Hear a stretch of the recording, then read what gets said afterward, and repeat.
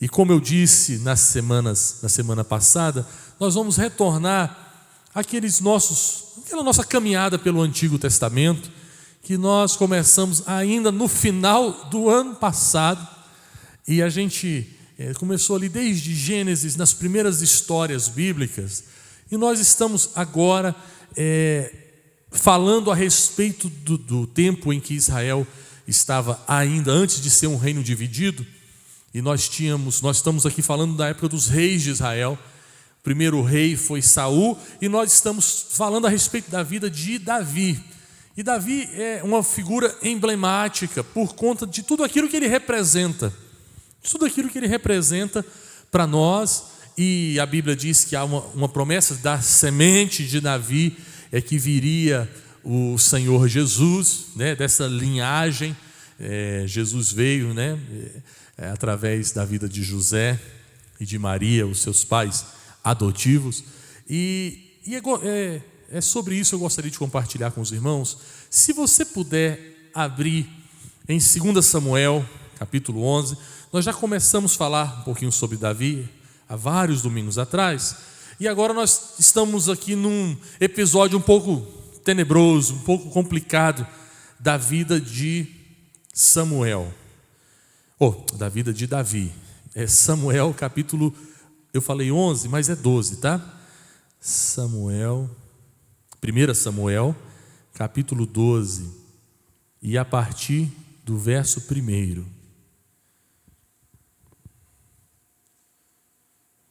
Deixa eu ver, é 2 Samuel, gente, me perdoe, a gente está ao vivo, né? Aí a gente fica com essas. É 2 Samuel, capítulo 12, a partir do verso 1. Eu acho interessante o pessoal lá do multimídia, que eles ficam doidinhos, porque tem que achar o texto para colocar. Aí primeira, segunda. Mas 2 Samuel é esse texto. Se você preferir, pode seguir pelo telão. E você que está nos acompanhando em casa, pode acompanhar. A gente vai tentar deixar a leitura aí no seu smartphone ou na sua televisão. Diz o texto sagrado: o Senhor enviou Natã a Davi. Chegando Natã a Davi, disse-lhe: havia numa cidade 2 homens, um rico e outro pobre. Tinha o rico ovelhas e gados em grande número, mas o pobre não tinha coisa alguma, senão uma cordeirinha que comprara e criara em sua casa. Crescera junto com os seus filhos, comia do seu bocado e do seu copo bebia, dormia nos seus braços e a tinha como filha. Vindo um viajante ao homem rico, não quis este tomar das suas ovelhas e do gado para dar de comer ao viajante que viera a ele, mas tomou a cordeirinha do homem pobre e a preparou para o homem que lhe havia chegado. Então o furor de Davi se acendeu sobremaneira contra aquele homem, e disse a Natã: tão certo como vive o Senhor, o homem que fez isso deve ser morto, e pela cordeirinha restituirá 4 vezes, porque fez tal coisa e porque não se compadeceu. Então disse Natã a Davi: tu és esse homem. Assim diz o Senhor, Deus de Israel: eu te ungi rei sobre Israel, eu te livrei das mãos de Saul. Dei-te a casa de teu senhor e as mulheres de teu senhor em teus braços, e também te dei a casa de Israel e de Judá. E se isto fora pouco, eu teria acrescentado tais e tais coisas. Porque por isso desprezastes a palavra do Senhor, fazendo o que era mal perante ele. A Urias, o heteu, feristes a espada, e a sua mulher tomaste por mulher, depois de o matar com espada dos filhos de Amon. Agora, pois, não se apartará a espada jamais da tua casa, porque me desprezastes, e tomastes a mulher de Urias, o heteu, para ser tua mulher. Assim diz o Senhor: eis que da tua própria casa suscitarei o mal sobre ti, e tomarei as tuas mulheres à tua própria vista, e as darei ao teu próximo, o qual se deitará com elas em plena luz de sol. Porque o que tu fizeste em oculto, mas eu farei isto perante todo o Israel e perante o sol. Então disse Davi a Natã: pequei contra o Senhor. Disse Natã a Davi: também o Senhor te perdoou o pecado e não morrerás. Mas posto que com isto desse motivo a blasfemarem os inimigos do Senhor, também o filho que te nasceu morrerá. Vamos olhar. Senhor, que trecho da palavra de Deus que nos intriga. Primeiramente porque o Senhor revela coisas tão ruins feitas por homens que são homens de Deus, considerados. A tua Bíblia, o Senhor mesmo diz que ele era um homem segundo o teu coração. Mas isso é tão bom ao mesmo tempo saber que o Senhor não esconde os nossos problemas, para que sejam restaurados. E que essa palavra sirva para nós como um alerta, uma ajuda para que não erramos e não caiamos nos mesmos erros. Ó Deus, que o Senhor nos conceda a sua graça, que o Senhor nos livre, que essa palavra ela seja como uma vacina para o nosso coração. É o que eu te peço em nome de Jesus. Amém e amém. Que texto pesado, né? Você fala, poxa, eu voltei tanto tempo sem assistir um culto, você lê um texto desse? A gente podia estar lendo um texto mais alegre, mas eu acho muito interessante que a palavra de Deus não esconde os nossos erros e os erros de homens de Deus. Davi, um homem segundo o coração de Deus. Davi era aquele rei que foi escolhido por Deus. Saul tinha sido escolhido antes dele, mas se desvirtuou, e Deus escolhe Davi, né? É Deus que vai ungir Davi, que vai lá, manda o profeta na casa de Jessé, ele unge Davi, um homem que tinha como prioridade a arca do Senhor, a presença de Deus, autor de salmos, vencedor de inúmeras batalhas. E agora esse homem que está desnudado aqui aos nossos olhos, na nossa leitura, pelo seu pecado. Que pecado foi? O pecado do adultério. É interessante que diz a palavra de Deus, a partir do capítulo anterior, que estava Davi, na época que os reis saíam à guerra, Davi ficou em casa. Davi podia ter ido, mas ficou. Aí aquela coisa, né? Você fica usando o texto em favor próprio, né? Se você podia estar aqui, né? Você não pode ficar em casa. Olha que coisa, tem nada a ver. Mas ele podia ter ido à guerra, era seu dever, inclusive, mas ele preferiu ficar ocioso. Na sua ociosidade, passeando pelo palácio, diz o texto, né? Que ele estava ali andando ali por cima do palácio e viu uma senhora, tomando banho, e desejou aquela mulher. E ele pede que tragam aquela mulher até ele. Como rei e tudo mais, isso não estava nem em questão para aquela mulher ou para aquela família. E ele possuiu aquela mulher. A questão é que ele engravidou aquela mulher também. Se não bastasse o erro do adultério, ele engravida aquela mulher. E o pior, aquela mulher é a esposa de um grande amigo de Davi. Não apenas um grande amigo de Davi. Aquela mulher, ela é esposa de aqueles homens que davam a vida por Davi.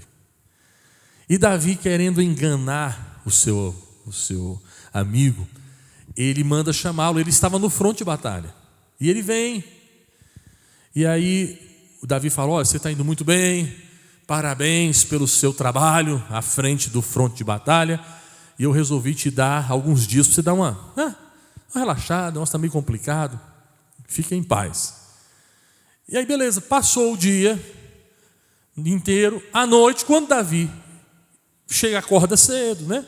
Ou tarde, eu não sei, devia estar acordando tarde, para estar com essa folga toda, estava acordando, quando ele veio contra Urias, deitado, sentado na porta lá do palácio.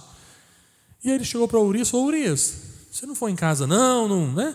Você não está com saudade da sua família, né? De repente, né? Abraçar sua mulher, ter um momento de comunhão, vocês dois. E aí Urias falou assim: não, Senhor, eu não poderia fazer isso. Como é que eu poderia ter esse momento todo de lazer, de descanso, enquanto os meus homens, os homens que estão comigo no fronte de batalha, estão morrendo? Eu não poderia fazer isso. E ele se recusou a ir para casa, por conta de honrar os seus colegas de batalha. Como se isso não fosse, se o problema de Davi já não tivesse sido terrível, Davi ainda planeja algo muito pior. Davi manda uma carta. Naquela época não tinha WhatsApp. Eu acho que o pessoal tinha censurado o WhatsApp, alguma coisa nesse sentido, algum projeto de lei que censurou, e eles tinham que mandar carta. E aí ele mandou uma carta dizendo o seguinte: coloque Urias no fronte de batalha. Eles estavam lutando contra os amonitas, eram homens maus. E quando ele estiver sozinho, recue todo mundo, deixa ele lá, para que ele morra. E Davi sabia da honra daquele homem. Sabia que ele sequer iria ler aquela mensagem. Selou a mensagem, falou: entregue essa mensagem para Acabe, né? Abner, obrigado. Nossa, muito obrigado. Para Acabe. O que tem a ver Acabe, meu Jesus? É a quarentena que está mexendo com a gente. Muito obrigado. Entregue para Abner, que estava no fronte de batalha. Ele leva a sua sentença de morte. Você imagina um homem voltando para o fronte de batalha, né? Imaginando as estratégias, pensando tudo mais, no bolso, na bolsa, sei aonde, ele está levando a sua sentença de morte. O comandante, obviamente, obedecendo às ordens escritas, por mais estranho que pudesse parecer, de repente esse cidadão, quando esteve lá, fez alguma loucura, alguma traição e mereceu esse castigo tão terrível. Abandonaram Urias e Urias foi morto pelos amonitas. Passou o tempo, Davi está lá serelepe, falando: agora eu resolvi o meu problema. Olha que loucura, gente. Olha, você está pensando, imaginando o tamanho da coisa, da maldade. E aparece o profeta Natan, e nós lemos o texto. Natan começa contando uma historinha.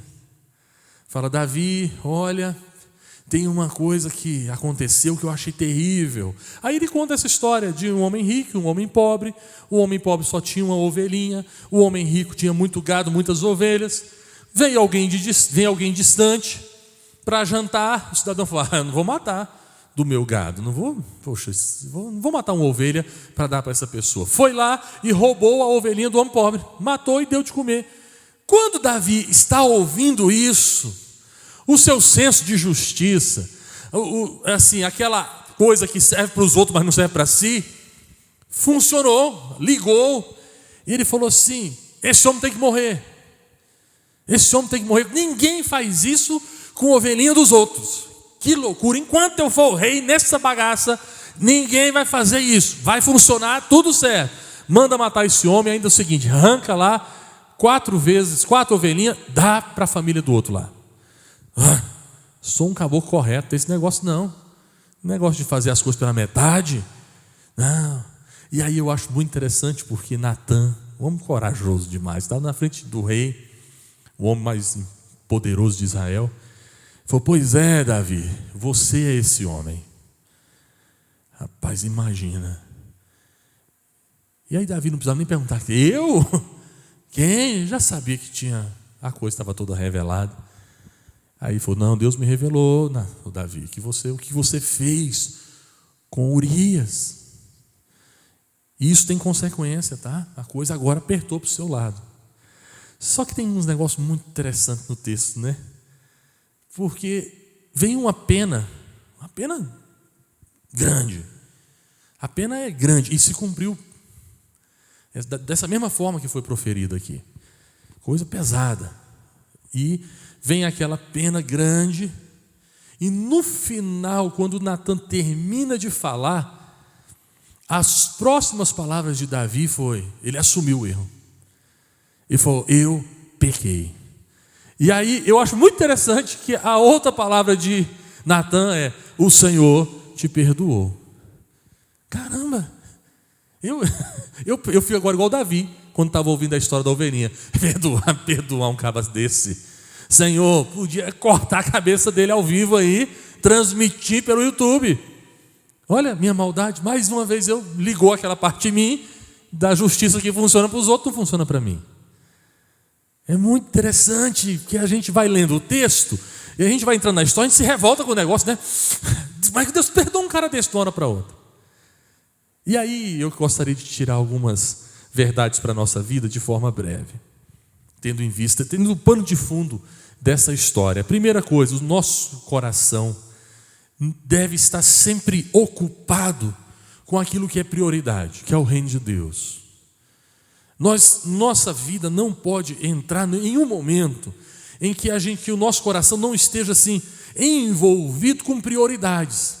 E a Bíblia diz que a prioridade para cada cristão é o reino dos céus. As outras coisas fazem parte da vida, a família, os afazeres, a comida, o recurso, tudo isso faz parte, mas a prioridade não é isso. Pode acontecer da gente estar tão ocupado com essas coisas e ociosos naquilo que realmente é importante. E isso pode ser um problema para nós. O problema não é o fato de que Davi não estivesse fazendo alguma coisa. O problema é que ele não estava fazendo o que deveria fazer. Então, o nosso problema não é a quantidade de coisas que a gente está fazendo. Mas será que estamos priorizando aquilo que a gente deve fazer, aquilo que realmente é importante? Porque não importa se eu gasto 24 horas do meu dia com o meu trabalho, com a minha família, com coisas que são relevantes, mas eu não tenho mais como prioridade aquilo que realmente faz a diferença, que é o reino de Deus. É o que eu entendo que nesse texto está querendo mostrar para nós. Que existe uma prioridade, a prioridade de Davi. Deus ungiu a Davi como rei de Israel. E uma das promessas que Deus deu para Davi é que o reino iria se expandir, crescer. E a forma de crescer naquela época era através das guerras. Deus tinha dado uma linha para ele, um projeto. E ele foi dedicar tempo, ele deixou por um momento. E você já parou para pensar que tem coisas que a gente faz, uma decisãozinha dá um problema por muito tempo? Essa mensagem ela está sendo gravada e vai ser disponibilizada. Então eu pedi para gravar as mensagens de manhã, porque dá para a gente editar, se tiver que tirar uma coisa ou outra. Então tem uma coisa que não sei, acho que nem precisa de editar isso não. Mas eu lembro na minha juventude de fazer a compra, claro, nem se compara com o que Davi fez, mas assim, eu fiz a compra de um carro. Eu já contei isso algumas vezes aqui. Eu fiz a compra de um carro, mas é só para ilustrar assim, como uma decisãozinha, pequenininha, um negocinho rapidinho. Eu vim para o culto de juventude aqui na igreja. Na época a juventude estava bastante cheia, a gente enchia praticamente a igreja toda. Eu estava sentado ali onde está mais ou menos o Luiz. E aí, eu estava querendo comprar um carro. E eu estava todo feliz que eu tinha conseguido juntar um dinheiro para comprar um carro. E eu tinha olhado o carro que eu queria comprar. E aí eu sentei do lado de um irmão que trabalhava numa autorizada, numa empresa. Ele já não faz parte da igreja, nem lembro onde ele está. E eu falei com ele a ideia, falei do carro, né? Você vai comprar um carro usado? Para primeiro carro eu estava achando o máximo. Sim, carro usado. Não, faz isso não. Vai lá na minha loja, eu vou te dar um negócio bom. E eu fui na loja do irmão. Na outra semana, fui lá no meu querido. E comprei o carro. Só que eu comprei um carro zero. Um carro zero. E financiado. com a prestação vinculada ao dólar. Aí você está falando, meu Deus, mas eu não sabia, eu nem fazia ideia desses negócios. Eu só fiz a assinatura, foi um dia, era um sábado, eu lembro que o senhor estava chovendo, assina aqui, assino. Você tem 3 contra-cheques, eu era funcionário do Ministério do Trabalho, levei os contra-cheques, estava para pagar, e eu nem sabia esse negócio de calcular a alíquota de financiamento, sabe, bobinho, eu tinha 18 anos. E aí eu fui, beleza, tá joia, peguei o carro, de glória a Deus, falei, Senhor, eu estou de carro, olha que benção. Eu nem tirei o plástico, olha que coisa feia. Eu nem tirei o plástico, o carro todo cheio de plástico nos bancos, todo mundo sentava nos plásticos, encebando, e eu achando o máximo aquele negócio, que carro zero. Gente, não precisa ser muito inteligente, isso era 90 e alguma coisa, e na época o dólar era R$1 e pouquinho. Só que de uma hora para outra, disparou esse negócio do dólar, virou uma loucura, minha prestaçãozinha, que era desse tamanhozinho, virou impagável. Impagável. Depois de não sei quantas prestações, eu devia 2 vezes o carro. Olha que beleza. Tinha pagado um tantão, um valor que já corresponderia a um carro zero daquele, assim, o valor à vista, e eu ainda devia 2. E eu me lembro de ficar pensando, eu falei, gente, mas se eu pudesse voltar naquele segundo que eu assinei, eu podia não ter assinado. Tudo bem, tive que pagar, tal, esse carro acabou sendo devolvido. Chegou um momento, deu um desgosto tão grande, falei, não, pega aqui, devolve, fico com vocês, eu vou me virar. Um momentinhozinho. Se eu tivesse feito diferente, eu não teria tido aquela dor de cabeça que durou muito tempo. Isso é só para exemplificar que às vezes uma coisinha bobinha que você dá, é um negocinho. É o rapaz que sai com a mocinha. É aquele encontrozinho que acha que não vai dar em nada. É aquele negócio, e a pessoa se enrola para o resto da vida, ou por muito tempo. Então, isso acontece também quando nós perdemos o nosso foco, aquilo que é a prioridade. No que nós estamos envolvidos. Quando a gente perde isso, a gente fica fragilizado para cair nessas armadilhas. Eu acho muito interessante uma frase de Martin Luther King que diz assim: quem não encontrou uma boa razão para morrer, ainda não encontrou uma boa razão para viver. Se você ainda não entendeu que o reino de Deus vale a sua vida, a gente está suscetível a essas questões que podem nos prender. Em segundo lugar, a quantidade de coisas que você recebe de Deus não te garante ficar em pé. Não é porque Deus tem dado em abundância que você vai ser grato. Isso é tão estranho, né? Porque a gente acha que normalmente se Deus... A gente pensa assim, se o Senhor fizer, eu vou ser grato o resto da vida a Ele. Quem aqui nunca falou isso? Não, se o Senhor me abençoar, eu vou ser grato o resto da vida. Minha vida é do Senhor. Passa 2 anos, você nem lembra do Senhor. Assim, aí você está reclamando por outras coisas. E esse texto deixa bem claro, Deus fala para Davi, Davi, tudo que você queria eu te dei. Eu te dei o reinado, eu te dei família, eu te dei riqueza. E se você precisasse de alguma outra coisa, Deus ainda fala isso, se você tivesse achado isso pouco, eu ainda teria dado mais para você.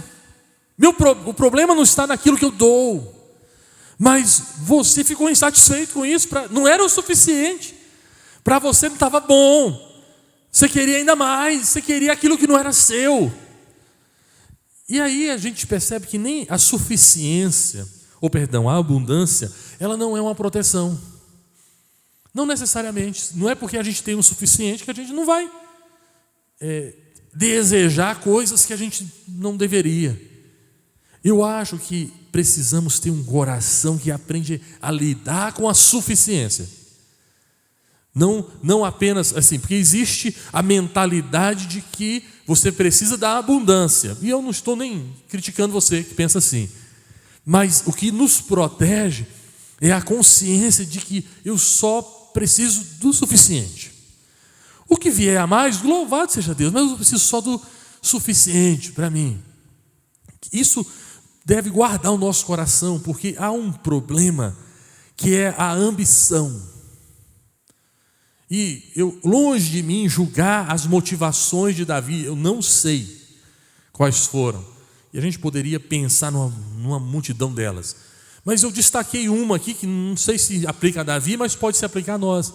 A ambição, o desejo de querer sempre mais, a vontade de sempre querer mais.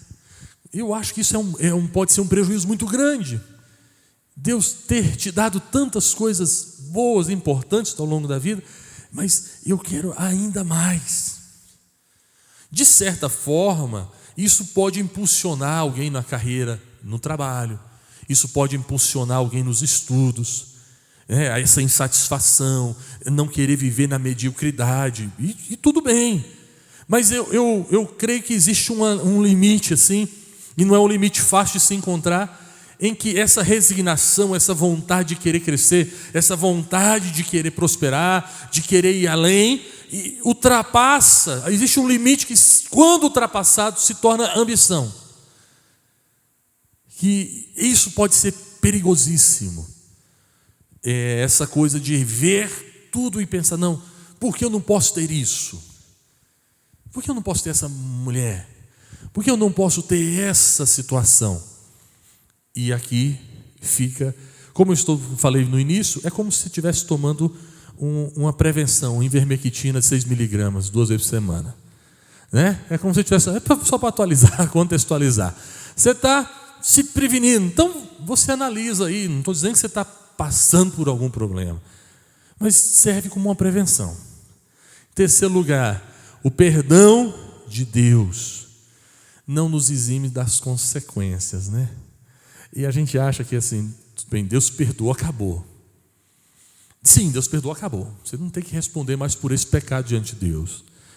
Mas as consequências, a gente arca com elas. Muitas vezes, algumas vezes não, mas a maioria das vezes sim. E a consequência foi terrível para Davi. Terrível. Davi teve problemas seríssimos dentro de casa. E aí, por favor, não imagine que todo problema que você tem é consequência do seu pecado. Não vá nesse raciocínio, porque senão, o dia que você achar que está mais ou menos bem, você fala, acabei de pecar, estou zerado. Não é isso, mas algumas coisas, a consequência vem, e vem assim de uma forma... Por isso que existe um texto sagrado lá em Gálatas que diz, de Deus não se zomba. Aquilo que o homem semeia, ele ceifará. Não adianta eu plantar o abacate e esperar que eu tenha um pé de laranja. Isso é complicado, está errado. Eu estaria indo contra algo que é natural, a lei natural.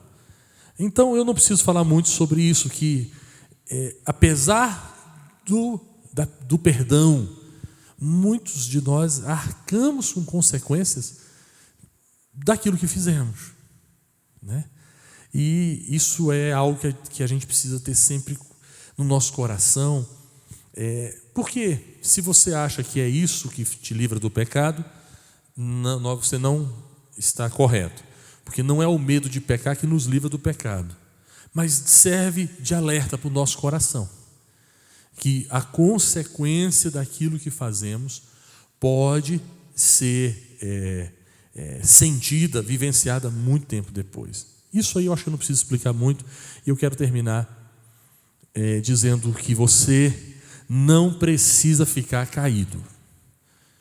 Eu acho que talvez seja a segunda grande lição desse texto. A primeira grande lição tem a ver com os cuidados que a gente precisa ter, mas para mim a segunda grande lição é: você não precisa ficar caído. Eu acho isso maravilhoso, porque depois que Natã deixou tudo claro, deixou aquela situação clara, Davi não tentou, porque Davi podia fazer algumas coisas ali. Davi poderia matar Natã, mandar matar. Falou, não, acabou, deixa para lá. Davi poderia ter ignorado aquelas recomendações. Ele teria saído melhor na fita, digamos assim. Poderia ter acusado Natã na frente de quem estivesse ali presenciando esse momento, de ser um traidor, de ser um mentiroso. As pessoas ficariam com o pé atrás, porque Natã era um profeta, todo mundo sabia da sua idoneidade, mas ele poderia. Mas Davi fez, eu acho que, aquilo que todo ser humano deveria fazer quando é confrontado com o seu erro. assumir. E você acha que é fácil? Ou coisa difícil é assumir que você e eu estamos errados. É muito difícil isso. Talvez há pessoas que irão para a eternidade sem assumir que erraram. A gente não tem facilidade de admitir que errou. Né? Alguns homens, não dos que aqui estão, mas dos que poderiam estar e não estão, eles têm dificuldade até de assumir que estão errados no trânsito. Né? Acabou que não gosta nem pedir. Já viu gente que não gosta de pedir nem informação? Porque ele fala, não, eu sei onde não. Eu estou acostumado a ir por isso aqui. Eu não vou agora pedir para qualquer pessoa, eu sei. E aí está errado, já passou 1 hora, já deveria ter chegado. E é muito ruim você falar assim, tá bom, gente, foi mal, desculpa. Né? Olha, uma coisinha tão simples, tão pequena. E quando é uma coisa grande? Há pessoas que se escondem atrás de uma religiosidade. Ah, não, mas olha aqui, eu sou um semi-santo. Somos falhos. E eu acho que uma das coisas mais importantes desse texto é assuma os seus erros. Porque é muito legal o texto, quando você lê, eu vou ler até novamente, no finalzinho aqui, quando ele termina de dizer tudo. E aí ele disse, Davi, versículo 12, Natan falou, o que você fez em oculto, Deus vai fazer na luz do sol. E aí diz, então disse Davi a Natan, pequei contra o Senhor. Eu acho isso muito interessante, porque, olha, acompanhando vidas, eu mesmo, na minha própria vida, várias vezes, quando confrontado com Deus, com os meus próprios erros, eu às vezes coloco algumas coisas antes de assumir até que eu errei. Ou então eu coloco depois, falo, tudo bem, eu errei, no entanto, poxa, as circunstâncias não me favoreceram, a coisa estava difícil, também fui compreendido, mas Davi, ele coloca, eu pequei contra o Senhor, ponto final. Eu acho isso, essa atitude dele, essa não é apenas atitude, esse reconhecimento dele muito relevante e importante para nós. E a resposta é igualmente surpreendente. Porque ele terminou de falar, Natan falou assim, também o Senhor te perdoou do teu pecado. Então, a consequência mais grave, que seria a sua morte, diz, você não vai morrer. Pronto. Consequências tiveram e teve que assumir, o seu filho realmente morreu, ele teve vários problemas em decorrência desse problema, mas você não precisa ficar caído. Você pode chorar, mas você precisa voltar, assumir. Eu errei e eu preciso restaurar. Eu preciso voltar nesse caminho. Como diz a recomendação do Senhor à igreja de Éfeso, lá em Apocalipse, ele diz, lembra-te de onde caíste e arrependa-se. Talvez a gente deveria ficar com essa lição para levar para a nossa casa. Você não precisa ficar caído. Você não precisa ficar lidando, escondendo essas coisas. No seu coração, resolva com o Senhor. Resolva com quem precisa ser resolvido o quanto antes. E continue sua caminhada. Continue sua caminhada. Depois disso, eu fico me lembrando, porque esse não foi o único erro de Davi. Davi cometeu outros erros.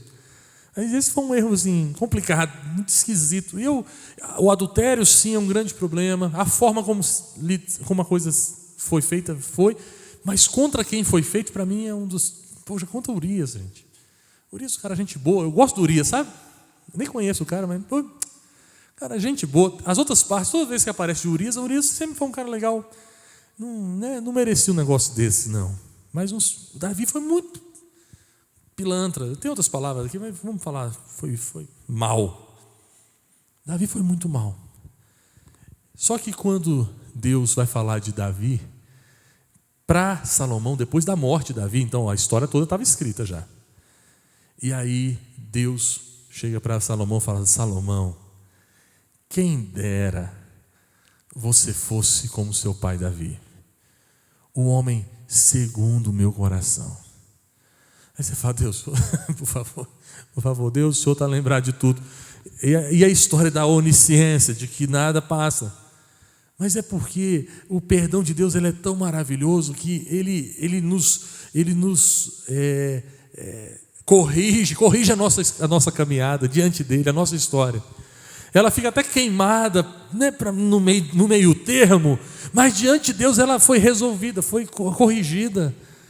Houve uma reconciliação com a história. E Deus diz assim: poxa, eu acertei em ter escolhido seu pai. Seu pai era um homem segundo o meu coração. Entre aspas, tá? Eu estou só colocando, trazendo para nós aqui. Quem dera, Salomão, se tivesse um pouco daquilo, um pouco daquela humildade, daquele reconhecimento. Não é daquela perfeição, afinal de contas, não existe esse ser humano perfeito. Mas existe o ser humano que reconhece que errou, se humilha, e aí Deus restaura. Porque Deus é bom, porque para Deus tudo é possível, porque não existe pecado que não possa haver uma restauração, uma reconciliação com o Senhor, do Senhor Jesus. A gente olha umas coisas e fala: nossa, assim não tem mais jeito. Tem jeito para o Senhor Jesus, tem jeito para a história. Quem sabe um dia o Senhor vai estar se lembrando dessa pessoa, dizendo: rapaz, mas era um homem de Deus. É legal, né? Deus dá testemunho de alguém, é muito interessante. A gente dá testemunho de Deus, é o nosso dever. Agora, quando Deus dá testemunho de alguém, como Ele fez a respeito de Noé, como Ele fez a respeito de Jó implicitamente, como Ele faz aqui a respeito de Davi, e isso é uma coisa tão impressionante. Quem dera um dia Deus desse testemunho de nós, mas Ele vai dar testemunho de nós. A Bíblia diz que o Senhor Jesus não se envergonha de nos chamar de irmãos na presença de Deus, né? Vai ter um dia que nós estaremos todos reunidos na presença de Deus e estará dando testemunho de nós.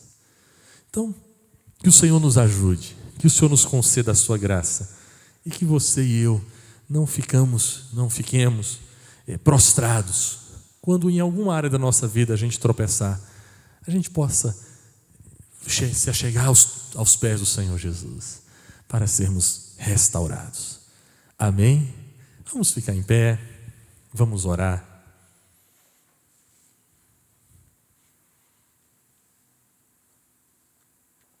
Você que está acompanhando também essa mensagem gravada, feche os seus olhos se puder, né? Se não puder agora, depois. Mas é um tempo de dizer: Senhor, sonda o meu coração, conhece, prova os meus pensamentos, Senhor. Vê se há em mim algum caminho mau e guia-me pelos caminhos eternos. O salmo que Davi escreve diante dessa situação toda que ele vivenciou, ele disse: enquanto eu calei os meus pecados, os meus ossos se envelheceram. Eu fico imaginando até o momento do seu confronto com Natã, até o momento em que Natã confrontou, aquilo doía no coração de Davi. Aquilo estava corroendo ele de dentro para fora. Até um dia que ele foi confrontado com o seu pecado. E por mais difícil que tenha sido ouvir todas aquelas consequências, aquelas punições, mas de certa forma foi libertador quando ele disse: eu pequei contra o Senhor. E ouvir através do profeta, do próprio Senhor: mas também o Senhor te perdoou. Isso restaura a nossa alma. Todos nós pecamos, ó Pai. E enquanto não nos reconciliamos, não voltamos, não acertamos aquela situação, isso vai corroendo a gente. E não é muito inteligente ficar lidando com isso dessa forma. Que o Espírito Santo de Deus sonde os nossos corações nessa manhã, nesse momento, no momento que a gente estiver vendo, participando. Que o Espírito Santo de Deus traga a revelação. Que o Espírito Santo de Deus mostre quem realmente somos para nós mesmos. E que haja uma restauração, uma resposta, um reconhecimento da nossa parte. Possamos dizer: sim, Senhor, pequei contra o Senhor. Pequei contra o Senhor. Ó Deus, é assim que eu oro, em nome de Jesus. Amém. Senhor, me conheces, quebranta o meu coração, transforma-me conforme a tua palavra e enche-me até que em mim se ache só a ti. E então